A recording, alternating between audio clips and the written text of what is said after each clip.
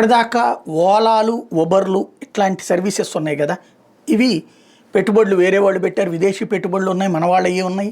ఓవరాల్గా వాటి ద్వారా నడుస్తూ ఉన్నాయి. దాంట్లో ఈ ఆటో నడిపే వాళ్ళ, క్యాబులు నడిపే వాళ్ళ, వీళ్ళందరూ కొంత కమిషన్ వాళ్ళకి ఇచ్చుకోవాలి. వాళ్ళతో పాటు నడుస్తున్నటువంటి పరిస్థితి. ఇప్పుడు ఇలాంటి సర్వీస్ కేంద్ర ప్రభుత్వమే దేశమంతా పెట్టబోతోంది.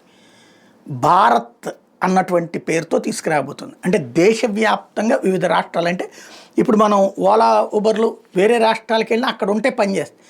ఇవి దేశవ్యాప్తంగా అన్ని రాష్ట్రాలు పనిచేస్తాయి. ఒక చోట ఉండదు, ఒక చోట ఉంటుందని కాకుండా భారత్ ట్యాక్సీ సర్వీసెస్ అనేటటువంటి దాన్ని ఒక యాప్ని క్రియేట్ చేసి అమల్లోకి తీసుకురాబోతుంది. తద్వారా ప్రత్యక్ష ఉపాధి రంగంలోకి, ఏది చిరు అంటే ఆటో డ్రైవర్లు, కారు డ్రైవర్లు, వీళ్ళందరూ చిన్న ఉపాధి పొందేవాళ్లే కదా, వాళ్ళకి సంబంధించిన అంశంలోకి ప్రత్యక్ష ఉపాధి రంగంలోకి కేంద్ర ప్రభుత్వం అడుగుపెడుతూ ఉండడం అన్నది ఇక్కడ కీ పాయింట్.